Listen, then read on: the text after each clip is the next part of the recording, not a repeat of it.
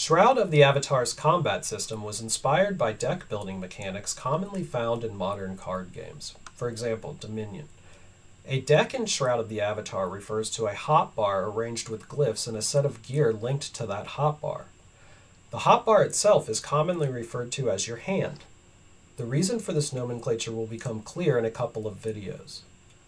When you begin Shroud of the Avatar with a new character, you start with a deck whose hand is mostly empty, containing only a couple of starter skills. As you learn more skills, you can drag their glyphs into your hand.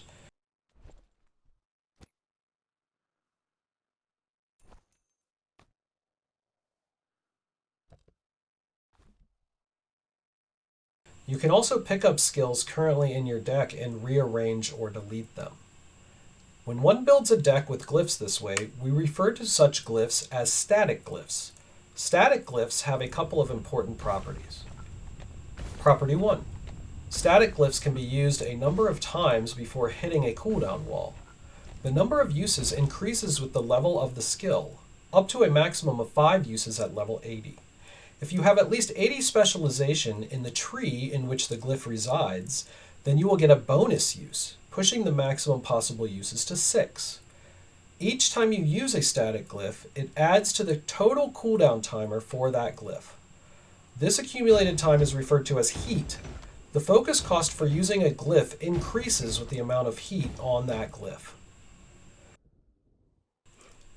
Property 2.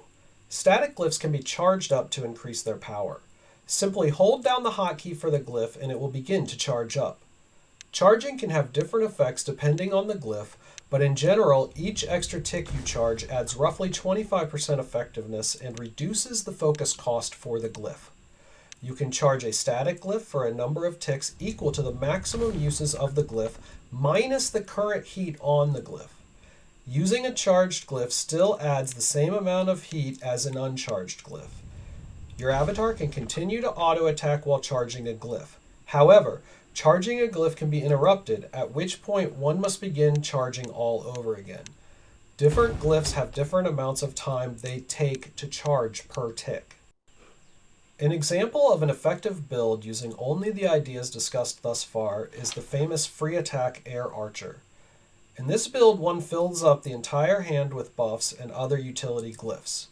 For this demonstration, I chose Gust, which is a great stun, Disabling Shot to Snare, Dash and Sprint for movement speed, Dodge and Parry for defense, Healing Touch and Heal Song to keep myself alive, and Savage Sonata and Berserker Stance to increase my damage.